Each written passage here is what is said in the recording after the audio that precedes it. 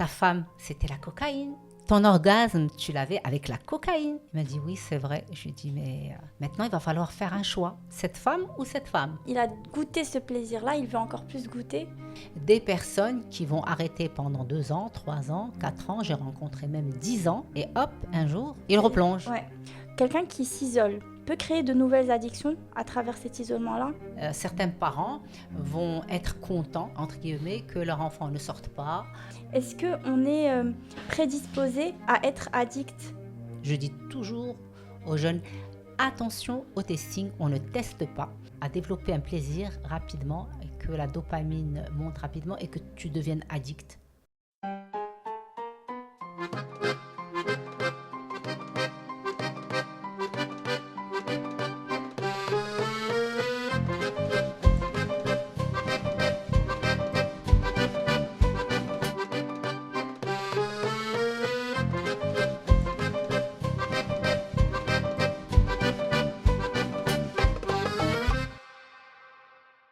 Bonjour Leïla, Bonjour Sineb. merci beaucoup d'avoir accepté mon invitation. Mais c'est un plaisir, vraiment, sincèrement, un vrai plaisir. On va écoute, ça va être génial aujourd'hui parce qu'on va parler d'addiction. Et c'est un sujet qui intéresse énormément de personnes. Moi, personnellement, ça m'intéresse parce que j'ai toujours voulu un peu comprendre ce qu'on veut dire par une addiction. Mais avant, j'aimerais que tu te présentes un petit peu pour ceux qui nous écoutent. Qu'est-ce que tu fais exactement et en quoi tu vas pouvoir nous parler aujourd'hui? Alors, je suis Leïla Lamrani, je suis psychologue, spécialiste en thérapie cognitive et comportementale, spécialiste dans les relations de couple et en addicto. J'ai 20 ans d'expertise dans ce domaine et j'accompagne dernièrement l'application Qais wa Leïla pour le développement du questionnaire avec toute une équipe de psychologues. Bon, bah, c'est génial. Il y a beaucoup de choses que tu fais, donc c'est parfait parce que nous, réellement, on veut comprendre un peu ce qu'il y a derrière le mot addiction. Et vu que tu es spécialisée réellement dans ça, t'as d'autres casquettes aussi. Mais je voudrais d'abord commencer par la première question. Pour toi, Leïla, c'est quoi une addiction? Comment tu pourrais nous expliquer en fait ce que veut dire le mot addiction et qu'est-ce qui se cache derrière? Alors, je vais parler de l'addict. Alors, qui est addict?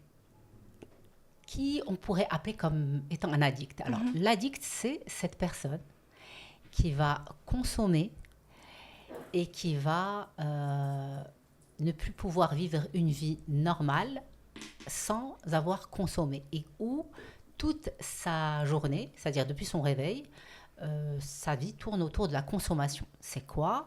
C'est-à-dire, je vais plus concrètement, il se réveille ou elle se réveille et donc son premier geste, c'est comment je vais procurer ma consommation, comment je vais la consommer, où est-ce que je vais la consommer.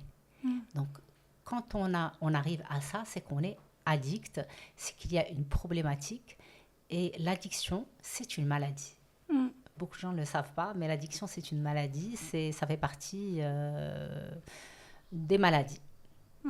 Oui, c'est vrai ce que tu dis, parce qu'en soi, aujourd'hui, on sait pas des fois si on est addict ou pas, et on se rend pas compte. Comment on ne sait pas si on est addict ou pas? Mais par exemple, prenons le cas des réseaux sociaux. Bon, peut-être Oui. on va un petit peu avancer sur les questions, mais c'est le principe. Aujourd'hui, il y a plein de personnes qui sont addictes aux réseaux sociaux. On se dit, mais non, ça me fait plaisir, je me sens bien quand je scrolle pendant des heures et des heures. Mais en fait, ça peut totalement tomber dans une addiction. Alors, c'est addictologique ou c'est addictif, c'est quand les réseaux vont t'empêcher de te construire ailleurs. Si tu vas plus pouvoir sociabiliser, tu vas plus pouvoir répondre présente par exemple au travail ou bien être totalement quand tu es engagé dans ce que tu fais professionnellement. Là, ça pose problème. Tu ne peux pas avoir une vie familiale ou une vie familiale normale, c'est-à-dire de la présence réelle dans ta famille. Là, on va parler d'addiction. C'est quand ta vie change, quand tu ne peux plus être une personne entre guillemets normale. Est-ce que les addictions, par exemple, prenons le cas de quelqu'un qui est beaucoup sur les réseaux sociaux, qui scrolle, qui, comme tu dis, en fait, il n'a pas de... Enfin, autrement dit, c'est un blocage pour lui de vivre à cause de cette addiction.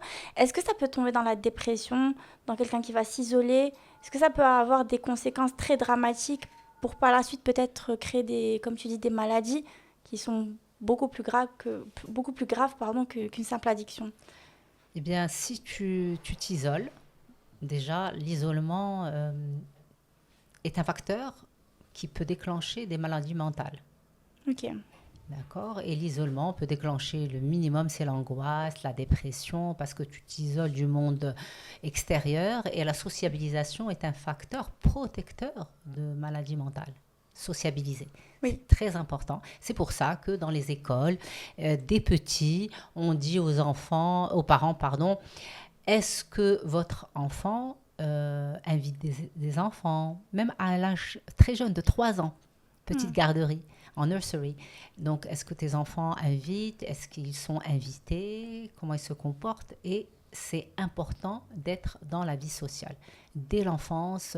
Alors, quand j'entends des parents dire non, mon fils est timide, il est plutôt réservé, etc., et qu'ils encouragent ou bien qu'ils ne mettent pas en place quelque chose pour aider cet enfant à changer, ça peut être dangereux. C'est vrai qu'on entend souvent parler, par exemple, les parents qui disent « mon enfant, il est timide ». Est-ce que ça existe un enfant timide à cet âge-là? Oui, nous naissons tous avec des vulnérabilités. On n'est pas tous, c'est pas une page blanche du tout. On naît avec d'abord notre hérédité de notre maman et celle de notre papa, plus notre vulnérabilité de naissance, notre fragilité de naissance.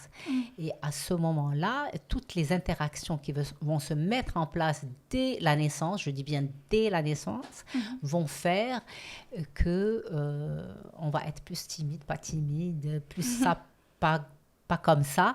Il y a un grand rôle qui se joue et aussi la manière dont ma première relation d'amour, qui est la mère, souvent c'est la mère, va être dans son état général. Est-ce qu'elle va être dépressive, angoissée? Tout ça joue un grand rôle parce qu'il y a des mamans qui vont, pour protéger soi-disant leur enfant, vont l'isoler.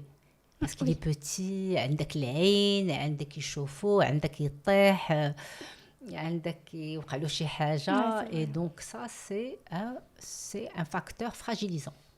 Oui, c'est vrai, tu as raison sur ce point-là. C'est pour ça qu'il faut laisser un peu son enfant expérimenter et vivre ses propres expériences à n'importe quel âge. Bien sûr, il faut toujours faire attention, surtout quand ils sont en bas âge. Est-ce que tu as parlé d'un sujet important sur l'isolement? Quelqu'un qui s'isole peut créer de nouvelles addictions à travers cet isolement-là? Par exemple, je m'isole et je commence à être passionnée par les jeux vidéo. Et je retrouve en fait راحة البال entre guillemets dans les jeux vidéo et je sors plus de chez moi. Mais c'est très dangereux. C'est un trouble du comportement. C'est une addiction avec un trouble du comportement. C'est-à-dire que l'enfant certains parents vont être contents, entre guillemets, que leur enfant ne sorte pas dehors parce que ça les rassure et qu'ils soient à côté d'eux, derrière les jeux vidéo. Et ça, c'est très dangereux parce que il y a des jeux vidéo qui vont développer exprès. Ils sont faits pour rendre le joueur addict. Oui. Ne serait-ce que certains sons du jeu. Oui, quand il tue, c'est très dangereux. Fortnite, par exemple, j'avais beaucoup de patients addicts à Fortnite. Quand ils tuent, il y a un bruit. Quand ils découvrent quelque chose, il y a un bruit. Et donc, eux deviennent addicts à ces sons-là. On appelle ça des sons. Et les sons, ils les cherchent. Ah, ok. Donc, vraiment, c'est du gaming. C'est un esprit de gaming. Ok. Donc, c'est vraiment hyper précis. C'est-à-dire que même les sons, j'imagine même le modèle du jeu en lui-même peut devenir vraiment... addictif. Ok. Et justement, par rapport à ça, parce qu'on a parlé des parents, moi j'ai toujours pensé à une question. Est-ce qu'on est prédisposé à être addict? Excellente question. Quand on est... Alors, c'est une excellente question et j'aimerais l'expliquer de manière assez professionnelle, on va dire. Alors, nous naissons pas, comme je l'ai dit, comme une page blanche. Nous naissons avec l'hérédité de la maman et l'hérédité du papa. Si ton papa, par exemple, il a dans la famille une addiction, son oncle, son père, son frère, eh bien, tu nais avec une prédisposition à être addict. Ça ne veut pas dire que tu vas devenir addict. C'est pas 1 + 1 = 2. C'est plutôt... cette fragilité, donc tu nais avec cette fragilité de l'hérédité. Une fois ado, si tu es avec un groupe d'amis, et ça on le sait très bien, qui vont proposer du cannabis, de la cocaïne et que tu te mets à tester, je dis toujours aux jeunes, attention au testing, on ne teste pas. Malheureusement, les jeunes non affirmés, il y a beaucoup de jeunes à l'adolescence, ça commence très jeune, hein, ça peut être entre 12 et 15 ans ou plus tard, qui manquent d'affirmation de soi, vont être plus fragiles devant un testing. Ils ne vont pas savoir dire non. Être affirmé, c'est quelqu'un qui sait dire non. C'est vrai qu'à cet âge, c'est difficile de dire non, mais ce que je conseille dans les formations, je dis toujours aux jeunes, sors une côte, tu sais, moi je suis testée par mes parents, mes parents me testent, ils me font régulièrement des tests urinaires, etc. Et ça, c'est protecteur. Sinon, lorsque tu testes et que tu as une prédisposition au niveau des addictions, eh bien, tu as un risque de déclencher l'addiction. C'est-à-dire que le fait de consommer peut, parfois, juste une fois, ton cerveau, il est rodé génétiquement à aimer, à développer un plaisir rapidement et que la dopamine monte rapidement et que tu deviennes addict à ça. Tu sais que lorsque nous avons dans notre cerveau des petites boîtes et chacun, la boîte de l'alcool, la boîte du cannabis, la boîte de la cocaïne, des dérivés morphiniques, etc. Si tu ouvres une de ces boîtes, eh ben, elle est ouverte à vie. Tu me diras pourquoi ? Je vais te dire, c'est parce que lorsque tu ouvres une boîte, c'est que ton cerveau, de manière inconsciente, il a enregistré le plaisir de la cocaïne. Ah, ok. D'accord. Est-ce qu'on peut, à ton avis, effacer notre mémoire ? Non. Non. Je pense que quand c'est ouvert, c'est-à-dire en d'autres termes, il a goûté ce plaisir-là, il veut encore plus goûter. Donc, ouais. Peut-être plus goûter si tu es addict et peut-être, en tout cas, même si quand tu arrêtes, c'est pour ça que chez certains patients, je les préviens, quand tu vas arrêter la cocaïne et ta consommation, sache que toute ta vie, tu ne seras plus un addict, mais un dépendant. Il me dit, mais dépendant, mais non, je serai dépendant de quoi? C'est pas possible, etc. Je dis, mais si, tu seras dépendant de ce premier plaisir que tu as rencontré pendant ta première consommation ou pendant les consommations. Okay. Tu ne vas plus être addict à l'objet, mais au plaisir. Ton cerveau a enregistré ce plaisir. Donc, toute ta vie, tu vas devoir combattre ce plaisir. C'est pour ça qu'on rencontre dans mon métier des personnes qui vont arrêter pendant 2 ans, 3 ans, 4 ans. J'ai rencontré même 10 ans. Et hop, un jour, oui, il replonge. Ouais. C'était justement une des questions que je voulais te poser, mais c'est exactement ça. On parle beaucoup de rechute. En disant, en fait, j'ai rechuté, etc. Donc, c'est exactement ça. C'est le côté rechute à un moment donné, il faut toujours combattre celui qui est addict et jamais réouvrir, entre guillemets, dès qu'il a la porte ou le tiroir. La boîte, elle est toujours ouverte. Elle est toujours ouverte. C'est pour ça que tu combats le plaisir. Comme si c'est une petite boîte et il y a le mot plaisir qui sort tout le temps. Plaisir. Mais est-ce que le plaisir, tu peux pas, par exemple, le remplacer par autre chose? Parce que la dopamine en soi, on peut la retrouver bien sûr dans des substances illicites, entre guillemets. Tout dépend des pays, bien sûr, mais ça reste quand même des substances qui peuvent générer beaucoup de troubles. Mais il y a aussi d'autres manières, par exemple le sport, la nourriture, la vie sociale, tu disais. Est-ce que ces gens-là, tu leur conseilles justement d'alimenter leur vie avec ça, pour oublier ce plaisir? Ou est-ce que c'est dur? Alors, malheureusement, la rencontre avec la drogue, lorsque le patient prend plaisir de la cocaïne, par exemple, je vais prendre l'exemple de la cocaïne, puisque je viens de quitter un patient, je viens de quitter une réunion de famille là tout de suite. Ah. Et donc, j'ai dit, mais tu sais, il était avec son épouse, je lui ai dit, mais tu sais, tu étais en relation avec la cocaïne. Ta femme, c'était la cocaïne. Ton orgasme, tu l'avais avec la cocaïne. Il m'a dit, oui, c'est vrai. Je lui ai dit, mais maintenant, il va falloir faire un choix. Cette femme ou cette femme? La femme cocaïne, parce qu'il n'y a, pour répondre à ta question, il n'y a rien qui va remplacer le grand plaisir que donne une drogue.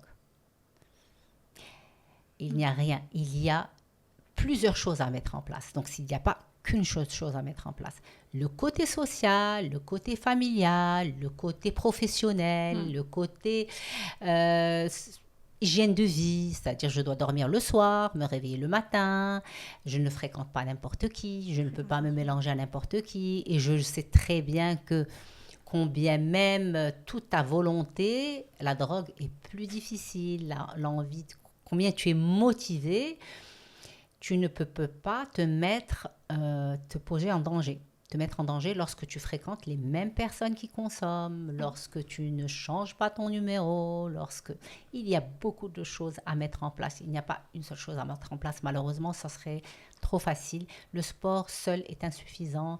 La sociabilisation seule est insuffisante. La famille seule est insuffisante. C'est un ensemble de choses parce que tout le bonheur et le plaisir que donne la drogue, il doit aller le chercher dans plusieurs petits bonheurs. C'est pour ça que je dis toujours, le bonheur, c'est quoi pour une personne, entre guillemets, qui n'a même pas touché de drogue? Le bonheur, il y a plusieurs sphères. La sphère toi, Zineb toute seule, la sphère Zineb dans sa famille, la sphère Zineb dans son travail professionnel, la sphère Zineb dans son sport, la sphère Zineb avec son groupe d'amis professionnels, son groupe d'amis 1, son groupe d'amis d'enfance, son groupe d'amis qu'elle vient de rencontrer dans un lieu sportif, par exemple, plus ta passion. Tu as besoin d'avoir des passions. Et tout ça, ça fait plusieurs sphères et tu jongles avec tout ça comme un jongleur de cirque.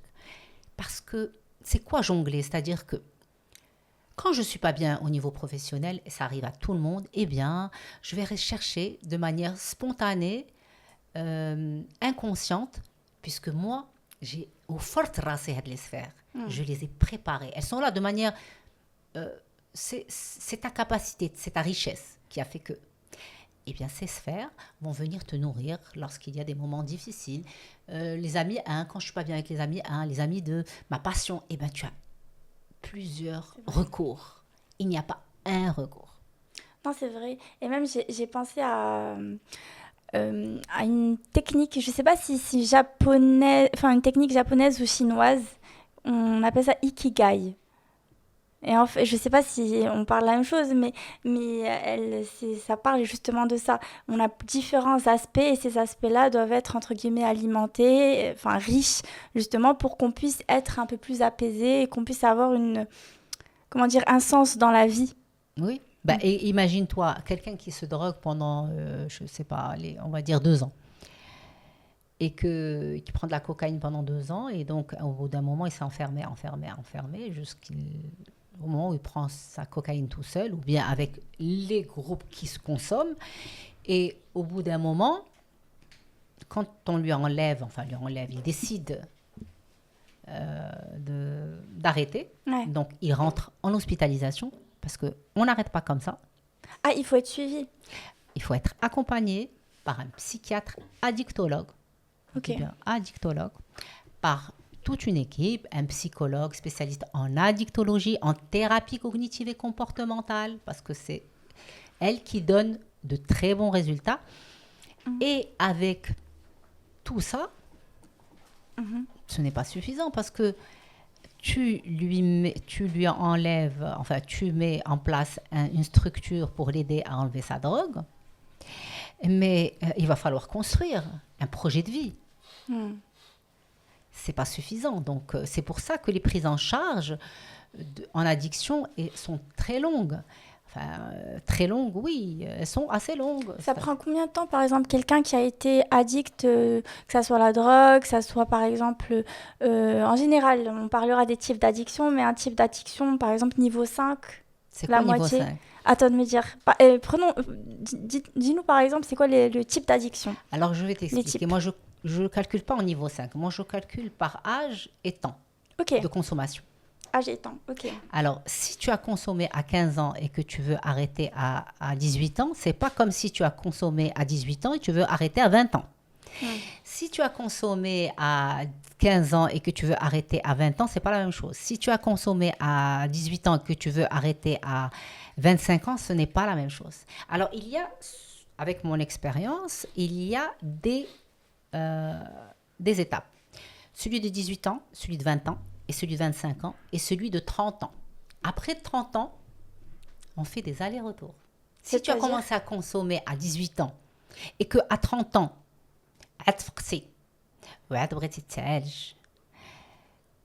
eh ben, moi, je pense qu'il y a un énorme effort à faire. L'hospitalisation, par exemple, ne va pas être dans le temps et dans l'intensité comme une personne qui a 18 ans.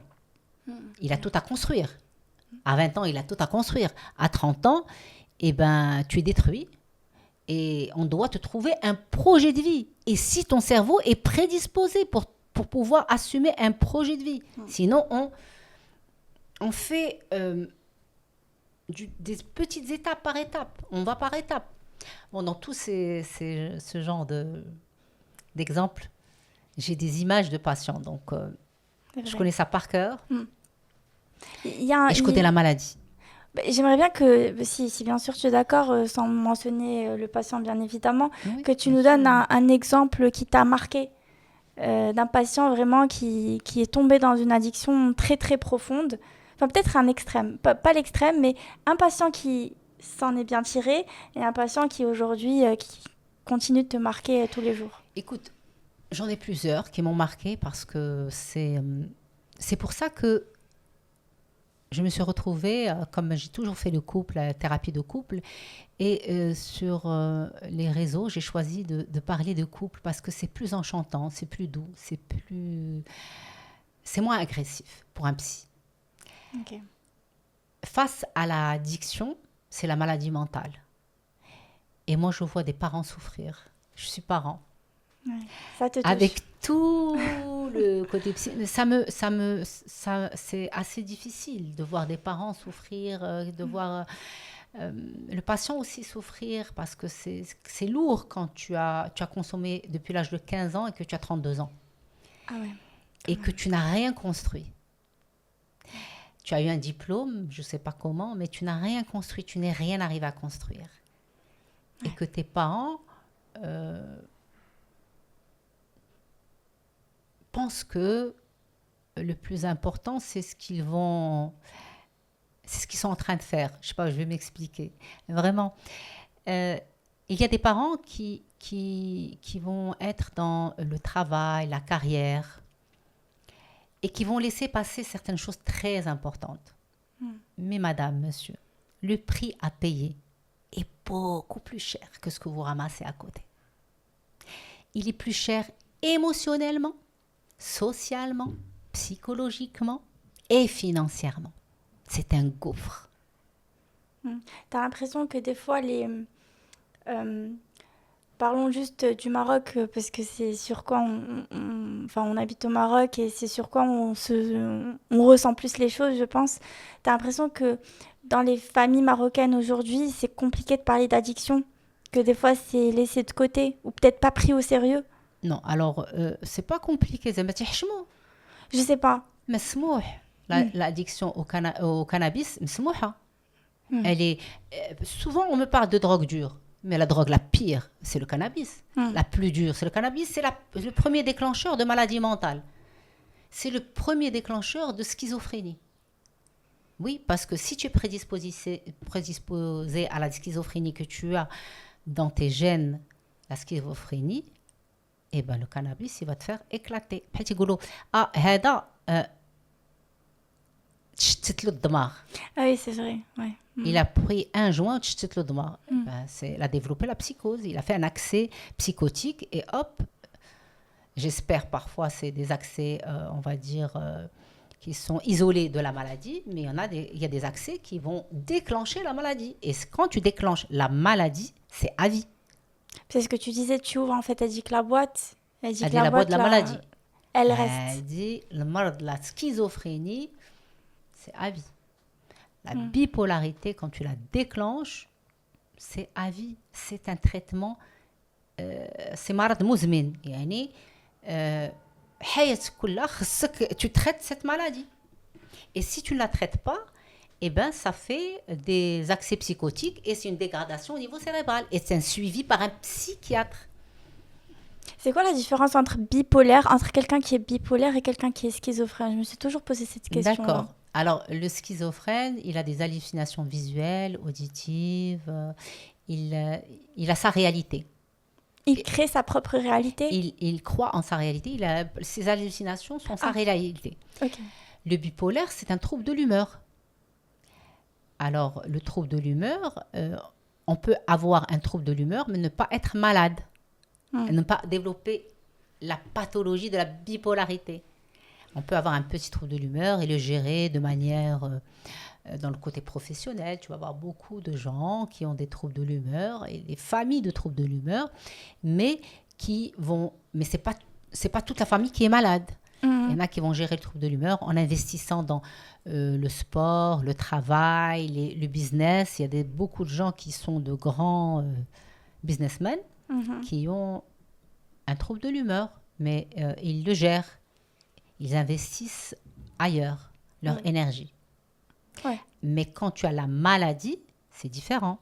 La maladie, il faut une prise en charge psychiatrique. Avec un psychiatre, avec le psychologue, tu peux faire de la psychoéducation. Et tout ça, c'est déclenché par le cannabis. Ça peut être déclenché par une émotion très forte, comme le premier déclencheur qui est le cannabis. Oui, c'est vrai. Et c'est là où est-ce que je me posais...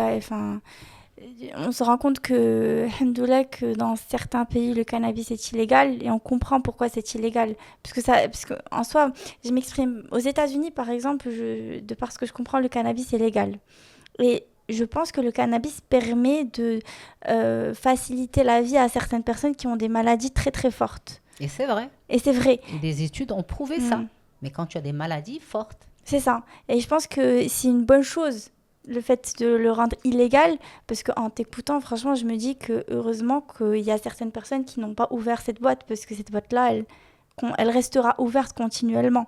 Oui, dans le cerveau d'un adolescent, le cannabis, ça fait des dégâts. Parce que j'imagine que le cerveau, il n'est pas encore à son summum d'évolution quand on a peut-être 12, 13, 14, 15 ans. La majorité des schizophrénies, elles sont déclenchées entre 15 et 25, jusqu'à 30 ans. Ok. Je voudrais revenir sur un sujet dont tu as parlé par rapport aux familles marocaines de manière générale. Est-ce qu'ils sont conscients aujourd'hui, parce que bon, tu vois tes patients tous les jours, des parents tous les jours qui sont touchés de près et de loin par rapport aux addictions. Est-ce que tu ressens aujourd'hui que les familles marocaines sont conscients du fait que leurs enfants ou leurs proches sont addicts plus qu'avant? Est-ce qu'il y a une évolution là-dessus ou pas, ou est-ce qu'on est toujours sur le point mort? Non, on n'est certainement pas sur le point mort, mais je ne sais pas, je ne permettrai pas de dire ça, il faut faire une étude, mais je pense qu'il y a toujours cet amalgame entre la drogue forte, dure, et la drogue naturelle. Je vois ce que tu veux dire. Ça je ne suis pas d'accord.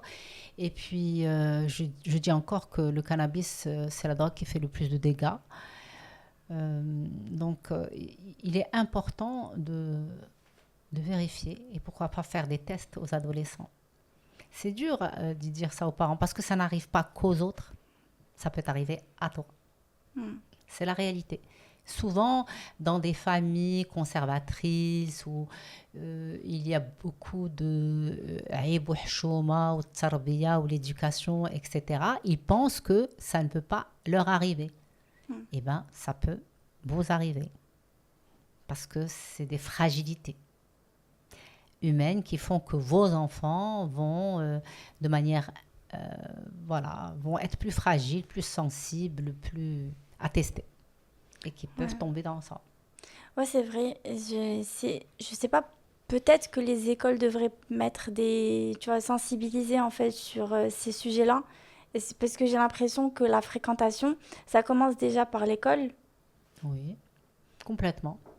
Oui, la sensibilisation au niveau des écoles, bon, j'en ai fait énormément, moi.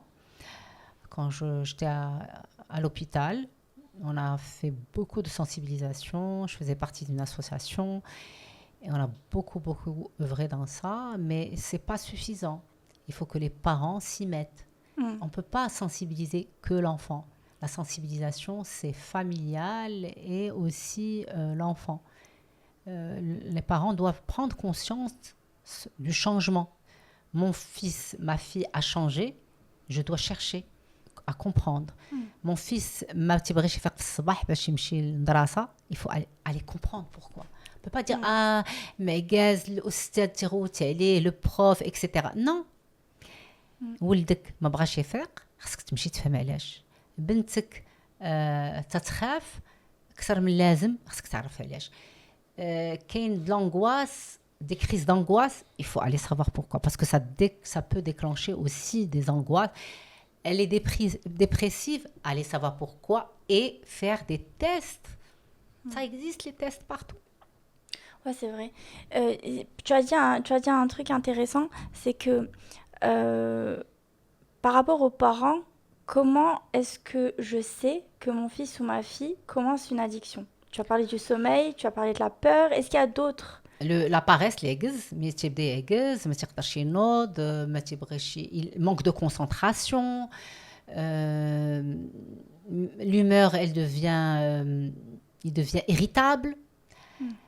تبدا تقلق دغيا تبدا القلق l'angoisse le stress كثر من اللازم ما تردوش المدرسه تتقلقوا شي استاذ شي نو aller chercher ça n'arrive pas aux autres ماشي لا ما صبتي حتى شي حاجه الحمد لله ولكن خصكم تقلبوا حيت un enfant beaucoup vont idéaliser leur enfant انا ولدي ما تيديرش انا بنتي ما تديرش ايوا كاين البنات اللي شفتهم تيديروا لي عجب تشوف تسول لوغ بارون يقول لك نو انا ولدي ما تيدير حتى شي حاجه انا بنتي امبوسيبل بنتي تكون تدير اي بان parfois c'est des addictions aux dérivés morphiniques, parfois c'est des addictions à certains médicaments que je ne citerai pas qui sont censés être interdits.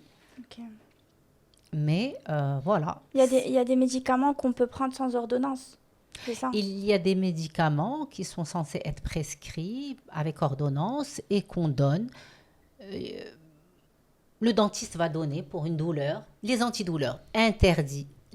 Le dites au dentiste, je ne veux pas d'antidouleur pour mon enfant. Ah, ok.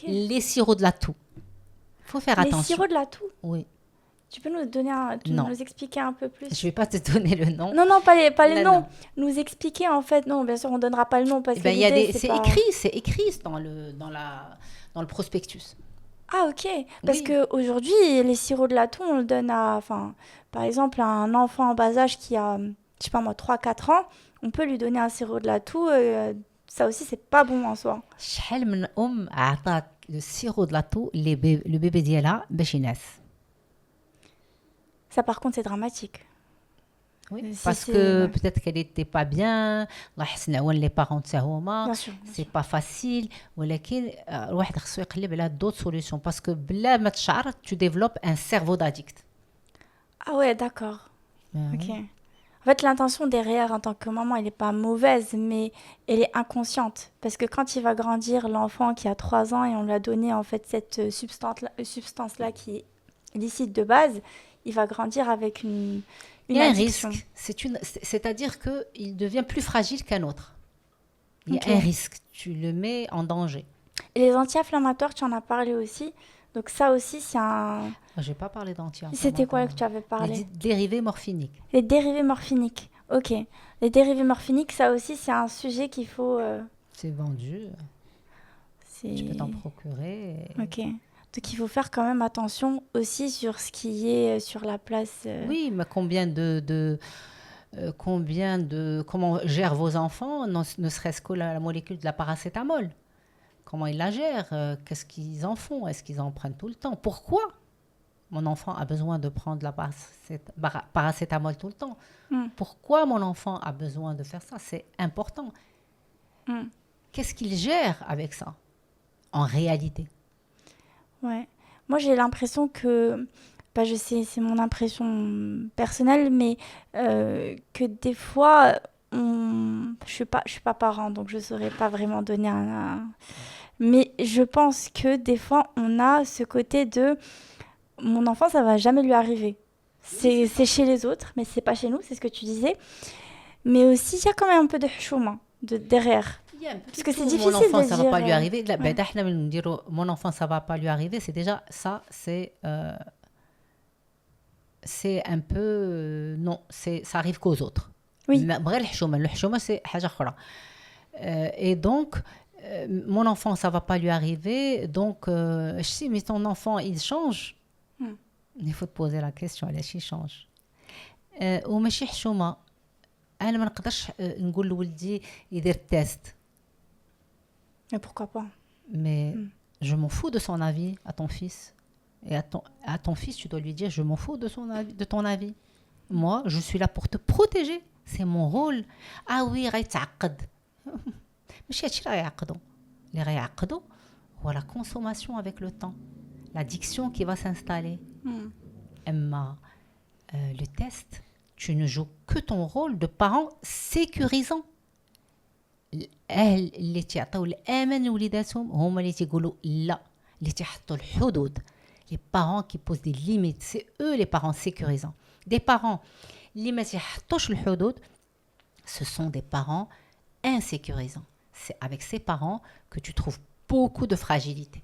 Je sais pas, parce que moi, quand j'entends quelqu'un qui est addict, j'ai une personne en tête là, qui est addict des réseaux sociaux notamment, et qui reste 8 heures faciles sur son téléphone. C'est triste. Oui, il a 15 ans. Il fait rien d'autre ailleurs. Il fait rien d'autre. Ah, Et je mais ça, parle en c'est connaissance de cause parce que je vois la personne et je me dis. C'est une alerte pour les parents. Il faut l'hospitaliser, ça. Mais il n'y a rien qui a été fait. Tu vois, c'est pour ça que Il faut aller j'en voir un parle. psychiatre, Et addictologue. vraiment, il a le dernier téléphone alors qu'il a 15 ans. Ça, je trouve ça pas. Voilà. Il faut donner aux parents la dernière fessée. S'il a le dernier téléphone, attends, la dernière fessée. Parce que c'est pas possible. Ça me met hors de moi. Je suis désolée. C'est pour ça que j'ai dit que être parent, c'est pas n'importe quoi. C'est vraiment un métier. واش ما بغاوش يتهناو ولدهم هذا اللي تعطوه le dernier téléphone. Il a le C'est ça la dernier question. téléphone, il a 15 ans, il est addict sur les réseaux, parce que bon, tu peux facilement rentrer sur ton application TikTok, Insta, etc. et voir combien de temps tu Tu peux restes. limiter aussi le temps. Et tu peux limiter, mais lui, c'était que du scroll. Limite, je pense qu'il doit avoir mal au pouce à la force de scroller. Mais moi, quand j'ai vu ça, j'ai 28 ans et je sais pas si je suis addict ou pas, mais quand j'ai vu ça, je me dis à 15 ans, moi, j'étais pas comme ça. Non, mais ça c'est où sont les parents? Je sais pas. Où sont les parents limitants? Où est le rôle des parents là? Phénomène. J'ai l'impression qu'il y en a certains Ils ont démissionné. qui donnent le téléphone parce que braoui tennao entre guillemets. Oui, c'est parce que اسمح لي نقول لك هي derrière cette addiction, il peut y avoir, si je gratte, quelque chose derrière. Et c'est pour ça que la mère ou le père, ils sont pas prêts à soigner ce qu'il y a derrière. Ce qu'il y a derrière. Donc, tu as le téléphone, le jour il va exploser, je peux te dire, ça va être une sacrée explosion. C'est pendant l'adolescence que ça explose vraiment. Ça, à tout moment, ça explose. Mais l'adolescence est faite pour se construire et avoir des parents qui nous posent des limites pour pouvoir se construire. Si tes parents ne te posent pas de limites, bah, tu te sens en insécurité avec eux. Cet enfant-là, cet ado, il doit être en insécurité. Et ce sont des ados qui démissionnent de l'école, de la vie sociale et après de la vie tout court. Je te confirme. Ben oui, تيبداو تيتخلاو على المدرسه تيتخلاو على الحياه يعني السوسيال يشوفوا الاصدقاء ديالهم ومن بعد تيتخلاو على الحياه وهذا الشيء المسؤول هو الاهل ما تيلعبوش الدور ديالهم ولا تيخافوا يلعبوا الدور ديالهم هادشي سي une analyse à faire parce que là c'est très grave au niveau cérébral c'est très grave. Non, mais c'est exactement, en tout cas, c'est ce que j'ai ressenti quand j'ai vu Adek le Mandar. Je me suis dit que ça pourrait être très grave dans quelques années. Mais c'est déjà très grave. Ouais. C'est pas dans quelques années, c'est déjà très grave. Moi, j'avais un patient qui avait 12 ans. 12 ans. Oui, Et qui était addict au téléphone et à Fortnite. Et que la psychiatre a dû l'hospitaliser. Il a été suivi pendant 2 mois d'hospitalisation.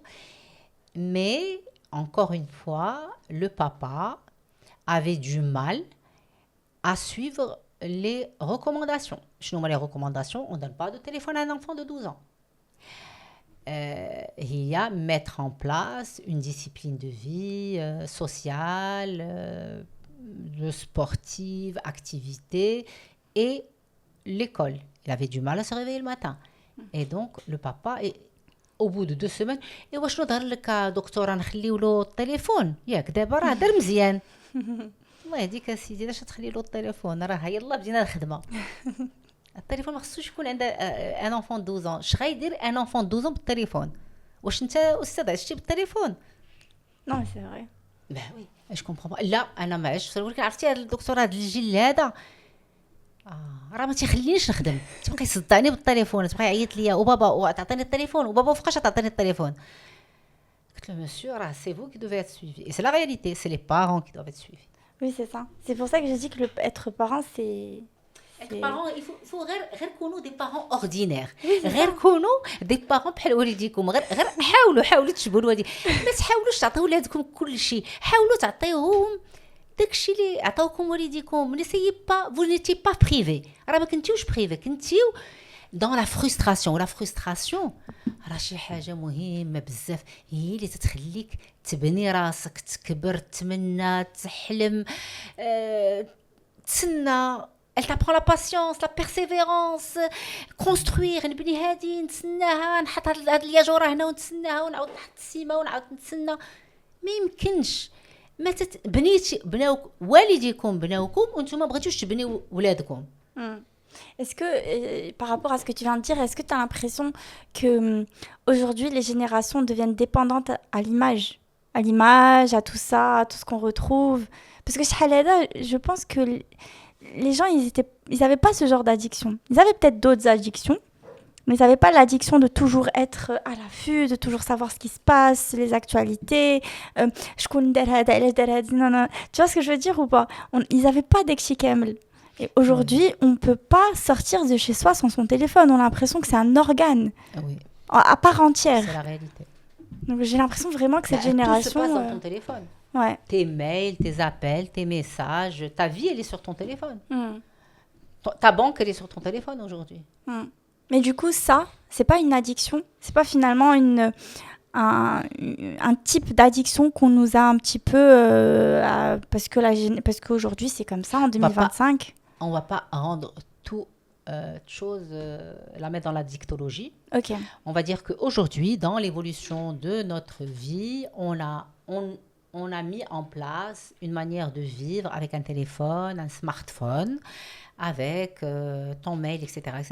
Il y a des avantages, des inconvénients. L'avantage, c'est que tu peux continuer à travailler, tu es en route, assis au café, dans l'avion, etc. C'est un avantage et un sacré avantage, c'est un gain de temps. Oui. Maintenant, il faut savoir comment l'utiliser. Où l'utiliser. À quelle fréquence l'utiliser. يعني ما غنبداش نشوف الميماي مع 10 الليل.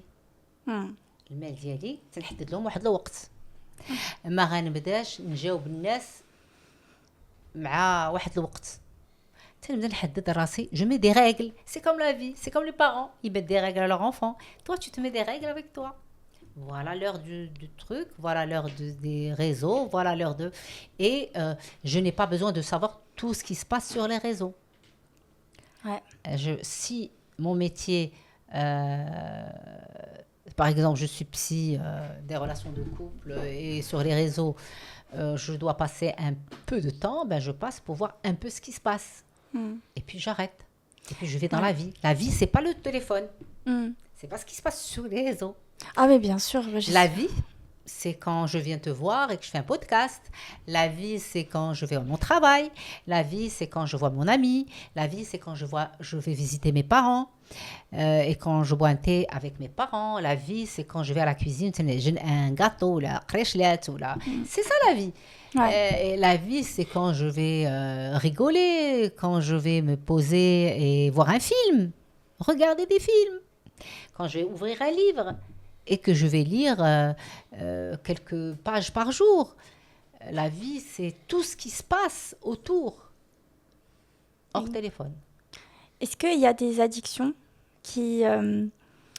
qu'on néglige Oui, bien sûr. et qu'on pense que une addiction qu'on néglige le plus et qui fait le plus de dégâts? Alors, tu penses à quelque chose, je suis sûre, parle-en. Go to the point. Pour moi, l'addiction qu'on néglige, c'est vraiment le fait que quelqu'un soit trop déconnecté de la vie, comme tu dis, pour reprendre le sujet. Pour moi, ça, c'est une addiction. Quand, par exemple, on s'isole trop, on fait les choses un peu seul, beaucoup trop seul, on devient trop addict, en fait, à notre solitude. Et ça peut jouer de mauvais tours. Je sais pas ce que tu en penses. Oui, alors, je pense que l'isolement est un facteur déclencheur de maladie mentale. Le minimum que tu vas déclencher, c'est l'angoisse, la dépression. Après, si tu as une fragilité de naissance, une prédisposition à la schizophrénie, quand quelqu'un s'isole de votre famille, il faut aller voir qu'est-ce qui se passe et il faut aller le mettre dans la vie sociale. Plus tu es dans la vie sociale, plus tu es protégé contre les maladies mentales. Toutes les maladies mentales. La solitude, quelqu'un... Par exemple, je vais te donner un exemple. Une personne qui se réveille seule, qui va faire sa marche toute seule, qui va à son travail, qui rentre chez elle, qui va voir elle fait le strict minimum. تشوف العائلة ديالها وتدخل دارها. النهار الأول الثاني الثالث الشهر الأول الثاني c'est pas normal.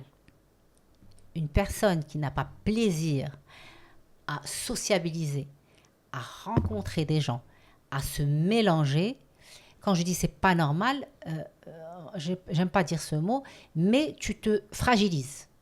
Je vais plutôt dire, cette personne est en train de se fragiliser et elle est plus sensible à l'angoisse, à la dépression.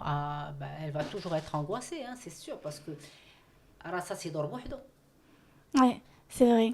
Ah, oui. Je suis plutôt d'accord avec toi parce que moi j'habite seule à l'étranger. J'ai beaucoup d'amis qui habitent seuls à l'étranger. Et il y en a certains qui habitent loin de leur lieu de travail, de leur lieu où ils sociabilisent. Et en fait, dès qu'ils finissent le travail, ils rentrent directement chez eux. Et jusqu'au week-end, voire des fois, ils sortent pas de chez eux le week-end. Et en fait, on en avait parlé avec des amis. Ils avaient ressenti, en fait, elle dit que comment dire, elle dit que la gêne ou elle dit que quelque chose de lourd, exactement.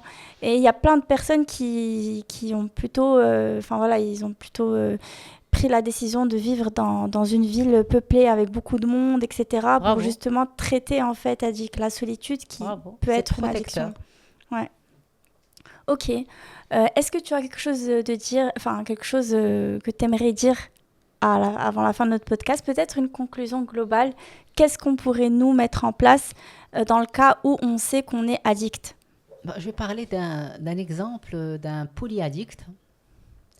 Qu'est-ce que ça veut dire, polyaddict? C'est-à-dire qu'il est addict à plusieurs substances, la cocaïne, les benzos, les médicaments, il joue en ligne au poker, il joue à Fortnite, etc. Il joue en présentiel, c'est-à-dire qu'il a plusieurs addictions mélangées.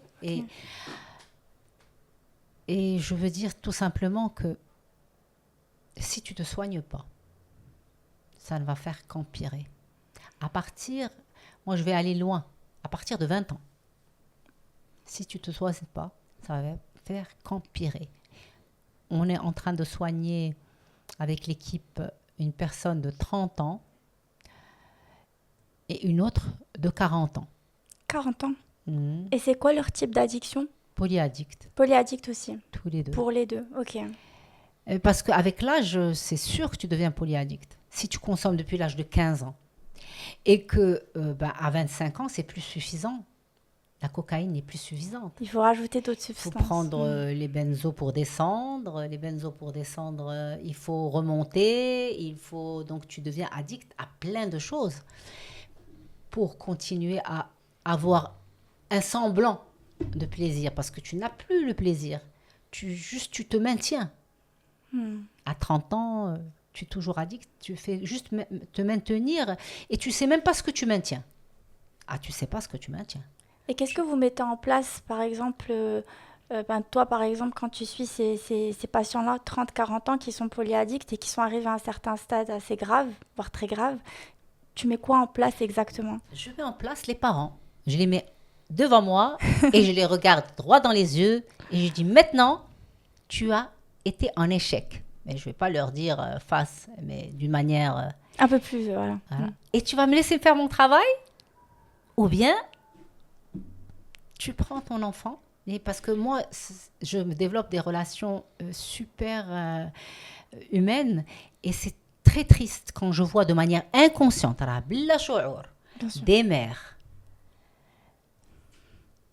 des mères qui ont parfois peur de lâcher cet enfant parce qu'elles développent des relations fusionnelles. Par amour ou par... on ne va pas analyser, je ne les analyse pas. Mais c'est le travail avec la famille.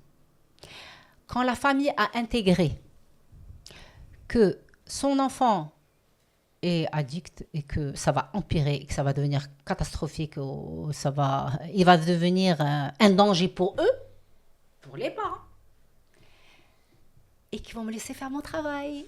Notre travail, parce qu'on est toute une équipe, psychiatres, psychologues, des psychologues, psychoéducateurs, spécialistes dans les projets de vie. Parce qu'un travail d'un polyaddict ou d'un addict ne peut pas se faire qu'avec une psychiatre ou une psychologue ou une seule personne. C'est peu. Parce qu'il doit se relayer. D'abord, pour nous, c'est épuisant. Et eux, ils doivent aller chercher de l'énergie là, et apprendre à développer les sphères dont je t'ai parlé. Donc, c'est toute une équipe, c'est tout un travail. Même les infirmiers spécialisés en psychiatrie vont donner une énorme aide, vont être une énorme béquille. On est toute une équipe et le travail se fait avec toute l'équipe. Et le patient seul ne peut pas, sans hospitalisation, quand on atteint un certain âge, ne peut pas se sauver. Ça, 20 ans d'expérience, 20 ans d'expertise. Pourquoi? Parce qu'il arrête 15 jours et le 15e jour, il rechute. Oui, parce qu'il y a peut-être plus de la substance dans le sang, mais elle est dans les cellules graisseuses. Ah, ok. Elle est dans les cellules graisseuses, donc elle est épuisée. Et là, le manque. Le sang, les cellules graisseuses, il sent qu'il n'y en a plus.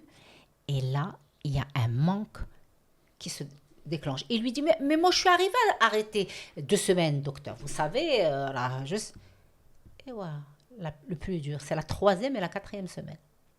Parce qu'en fait, il faut restocker. Il faut reprendre, en fait, entre guillemets. Il faut balancer vers autre chose. Tout un travail de stabilité du sommeil, de gestion de l'anxiété, de gestion des angoisses, de gestion du craving. C'est la haute envie de consommer qui arrive. Comme il y a un patient qui me dit, alors j'arrive, je lui dis, alors, c'est quand le moment de craving? Il dit, ah, moi j'en ai pas. Je dis, ah bon, t'en as pas? Mais alors soit tu me mens, soit tu te mens. On va creuser, on va comprendre. C'est quoi les cravings? Je lui explique c'est quoi le craving, etc. C'est la haute envie de consommer, elle dure un certain temps, après elle descend, elle monte et descend. Alors je lui ai dit, écoute, on va essayer de l'expliquer. Il me dit, le lendemain, il me dit, je me suis réveillée avec la mâchoire. Ça, c'est un signe de sevrage. Ah ouais? Bien sûr. C'est quoi les signes de sevrage, rapidement? Chaque patient a ses signes de sevrage adaptés à sa vie, à lui, À son contexte. à ses fragilités. Non, ses fragilités. Ah, ok. Lui, c'était la mâchoire. Ma mâchoire coince. Je disais, ah non, non, madame, moi, depuis l'âge de 15 ans que j'ai ça. Et voilà, depuis l'âge de 15 ans que tu consommes. C'est un signe de sevrage. Ah, je me réveille le matin avec des migraines. Et ouais, c'est un signe de sevrage. C'est la 3e semaine. Tu es mqta'. Ah non, non, je te dis que c'est signe de sevrage. Et ouais, tu n'es pas encore prêt à te soigner. Ça prend combien de temps pour quelqu'un Minimum 4 semaines. 4 semaines. Ah, minimum. Minimum. Et j'imagine ça dépend des addictions. Il y a certaines addictions Bien qui sûr. prennent plus de temps. Ça dépend. L'addiction, le temps, l'âge, beaucoup de choses. Ça dépend de beaucoup de choses. La famille, est-ce qu'elle va m'aider ou elle va me mettre des bâtons dans les roues? C'est un élément très important, la famille. Parce que تتجي تقول لك انا je veux soigner mon enfant. تجيب l'enfant ou l'ado ou l'adulte. Mais à côté de ça, elle te met les bâtons dans le... C'est inconscient, c'est inconscient. Ouais, mais ça impacte. Ça impacte, mais moi, je ne vais pas par 4 chemins. Parce que moi, ça ne m'intéresse pas. Parce qu'ils me mettent en échec. Ils mettent l'équipe en échec. Ça ne m'intéresse pas d'être en échec. Moi, je veux travailler. Je connais mon travail. Toute l'équipe connaît son travail. On veut faire un travail bien pour la famille, pour le patient. Et sinon, il faut laisser de la place à quelqu'un qui veut se soigner. Parce que le patient qui, lui, vient, bien sûr, là, il veut pas... c'est très dur pour lui d'arrêter. C'est pas évident. Donc, il a besoin d'un soutien familial aussi. Si la famille me dit « Ah, عرفتي قال لك ما نعش مزيان وقال لك ما كلاش مزيان mais madame, ça facilite pas. Hein. mais madame هذاك راه إلا مقطوع. بقى يقول لك حتى الغدا في الصباح لا ملي كنتي كونسومي كنتي ياكل شي حاجه اش كنتي ياكل ولا انت كنتي ياكل ولا il mange n'importe quoi كي كنتي نعس واش كنتي دوش واش كنتي يغسل واش كان تيلبس شي حاجه نقيه. الله يهديكم. Il va falloir vous mettre face à vous. C'est important quand vous voulez soigner votre enfant, votre parent, il va falloir faire confiance à une équipe et la laisser faire son travail. Très important. Voilà, je pense que j'ai dit la conclusion. Je peux en parler pendant des heures parce que c'est quelque chose que je porte en moi. Je pense qu'on ne peut pas faire ce métier si on n'est pas vrai, authentique, sensible, vouloir accompagner des gens dans leur fragilité. C'est un métier très difficile. Une petite dernière question, parce que j'aime beaucoup... Moi, ce que j'aime chez toi, Leïla, c'est que tu es sincère dans ta démarche. Oui, parfois les gens n'aiment pas. Hein, attention, les gens n'aiment pas parce que je peux être trop directe. Mais moi, je préfère quelqu'un qui soit trop direct parce qu'on sait à qui on a affaire, que plutôt quelqu'un qui soit pas du tout direct et qui peut te la mettre à l'envers, entre guillemets. Oui. Et surtout quand on parle d'un malade ou d'un patient, j'imagine qu'il vaut mieux être direct parce que finalement, tu l'aides. Oui, même si lui, il a l'impression que tu es entre guillemets, voilà, mais tu l'aides en étant direct. Oui, parce que j'aime mon patient. Parce que j'aime mon métier, j'aime mon patient, j'aime ce que je fais, j'aime mon équipe. Ouais. J'aime tout l'environnement, c'est ma famille. L'équipe, c'est ma deuxième famille. C'est des gens avec qui je travaille depuis 15 ans. Donc, on travaille en équipe. On a besoin des gens qui nous comprennent aussi parce que notre métier est dur. On n'est pas insensible. On vous ressent, on sent. Mais nous, on ne connaît pas peut-être votre fille, on ne connaît pas peut-être votre fils, mais on connaît la maladie. Et on la connaît très bien. Donc, on sait ce qui va se passer. On sait ce qui s'est passé. On sait tout. En fait, il faut que vous fassiez confiance aux médecins. Et Oui. il faut leur faire confiance parce qu'eux, ils savent exactement ce qu'il y a à l'intérieur de chaque... Parce que ça reste quand même un fils ou une fille. Enfin, ça reste nos enfants, entre guillemets, ou nos proches. Donc, on a une sensibilité différente qu'un médecin qui est hors cadre, mais qui reste quand même dans le cadre parce qu'il arrive à diagnostiquer en fait quelque chose de bien plus profond. Bien sûr, parce que en fait, peut-être qu'il met en échec ton éducation. Mais c'est pas grave, ça y est. Il faut faire le deuil. Ouais, c'est vrai. Il faut juste nous laisser faire notre travail. Parce que, et c'est ce qui est important aussi, si tu ne sens pas le feeling avec une équipe, avec ton médecin, il faut changer, il faut aller chercher quelqu'un. Les êtres. Moi, je suis pas censée être aimée par tout le monde parce que je suis pas inodore et incolore, sinon je serais inodore et incolore. J'ai une manière de faire qui plaît pas à tout le monde. Et si ça plaît à certaines personnes, eh ben les gens font confiance et nous laissent travailler. Mm. C'est parce qu'on a des Marocains qui viennent du Canada, qui se font soigner ici. Oui. Parce qu'ils disent, ça n'a rien à voir. Il y a le côté humain, le côté culturel, des gens qui sont venus, qui ont habité 40 ans au Canada. Et l'enfant est né au Canada. T'es des Marocains? Oui, Ah, ok. qui a 30 ans, il a 31 ans. Et aujourd'hui, je vais l'appeler Omar. Aujourd'hui, Omar, il est heureux parce que on est parti plus profondément parce qu'on Il avait quel âge quand vous avez diagnostiqué la... on n'a pas diagnostiqué, il est venu du Canada. Mais il était addict. Mais il avait Ben, quel âge? reconnu. Il avait, quand il aujourd'hui, était il a addict. 32, je pense, ou 31. C'était 2 ans avant. Ah, ok, donc ouais, quand même. Oui, mais la prise en Ok. charge, elle est de 2 ans et demi. L'hospitalisation, elle est plus courte, ça dépend du patient, mais la prise en charge, elle est faite de 2 ans et demi. C'est pas nous qui le disons, c'est les normes internationales, c'est des études scientifiques et Oui. des recherches scientifiques. Et le polyaddict, c'est un long trajet. Et comme j'ai dit à la maman, شوف واش بغيتي ترتاحي دابا ولا ما دابا 10 سنين بغيتي تعذبي. سي فري. Non, mais c'est vrai. باسكو En دابا fait, 10 سنين غتكون عندك tu vas commencer à avoir peur de lui, غتخافي منه وما عندكش هاد الصحه اللي عندك دابا وهاد السيطره تحكمي فيه. لكن انت بغيتي tu veux être tranquille, خلينا نديرو خدمتنا.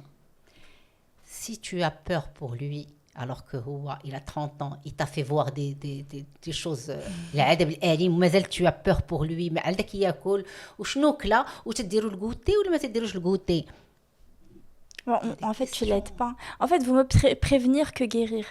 Parce que Alors ça c'est dans autre, toujours prévenir que guérir, c'est né à 12 ans, 13 ans, Mais c'est idéalement. un cadre. Idéalement. Ah oui, le cadre familial. Le cadre familial, c'est très important. Le cadre familial, la sécurité, les limites, les règles, qui fréquente mon enfant, qui emmène le qraya, la stabilité. J'ai pas besoin d'un enfant qui soit excellent, moyen, مهم متبع. Il suit, il pose des questions, il est en classe, il bouge, il participe. Il n'a pas besoin d'avoir de très bonnes notes. Des 10, des 12. Moi, j'aime bien les gens les élèves moyens. Je les adore parce qu'ils réussissent très bien dans la vie active. Oui, c'est vrai. Je sais de quoi tu parles. J'aime beaucoup et je les adore parce que ce sont des débrouillards. Moi, j'avais un patient c'est une patiente. Je vais prendre pour arrêter de parler des garçons. J'avais une patiente qui, elle, avait des difficultés petites et tout. La maman, عندك ما تقراش مزيان وعندك بغاو كلشي يكون انجينيور هاد لي بارون وعندك ومدام دابا la nouvelle mode c'est pour les filles il faut avoir un métier autonome. C'est la grande mode. Bon, je sais pas qu'est-ce qui se passe maintenant, mais bon, je vais creuser un peu, je te dirai. Et là la fille, elle me dit, la fille, مسكينة حياتها كلها تتضارب. قلت لها, elle avait 4 ans. قلت لها, tu sais, Inès, tu vas devenir une fille incroyable. Tu sais, هاد الوليدات كلهم اللي يضحكوا عليك في المدرسة. Et ben, هادو كلهم, ils vont vouloir être tes amis. Tu verras, parce que tu vas exceller. Rien que suis-moi. Et puis la maman était adorable parce qu'elle croyait en nous. Et Inès, elle fait un super métier. Inès aujourd'hui a réussi, elle brille, elle est entrepreneur dans sa petite société. Elle s'est mariée. Ouais. C'est incroyable. Ouais. Mais en fait, c'est beau ce que tu dis parce que toi, en tant que médecin addictologue, tu vis avec tes patients. En fait, c'est comme si c'était tes enfants, entre guillemets, mais c'est vrai. depuis tout petit. Parce que j'imagine, il y a des enfants, des patients de 10-11 ans et maintenant qui sont à l'âge adulte. Oui. Ben oui, ils sont adultes aujourd'hui. Par exemple, Inès, elle s'est réalisée dans ce qu'elle fait. Elle a fait du e-commerce. Elle réussit super bien. Elle a créé Trop bien. sa marque, sa petite marque. Elle est extraordinaire. Et bon, elle s'appelle pas Inès. Et il s'appelle pas Omar non plus. Non. Et donc, هذا هو سميت على مود اللي تعجبكم. Neila ou Célia ou Clélia. Donc, ben, Inès, elle est superbe aujourd'hui. Elle me fait des petits coucous. Je l'ai rencontrée comme ça, par hasard. Et puis, je suis fière d'elle. Et puis, en même temps, je me dis, je suis un peu fière de moi. Je me dis, waouh, Leïla, tu sais détecter. C'est-à-dire que j'ai une haute sensibilité. Le côté professionnel, théorique, le qraya, machin, ou la sensibilité que gagnerait à avoir toute personne de santé, qui travaille dans la santé, qui va venir et palper, sentir et voir loin. Moi, j'ai la possibilité de voir loin. Oui, parce que ce que tu dis, ça a beaucoup de sens, parce qu'il ne faut pas juste diagnostiquer scientifiquement Je ne parlant. pose jamais d'étiquette. Il faut aussi ressentir et avoir ce flair et ce... Oui, Inès, on lui avait posé une étiquette.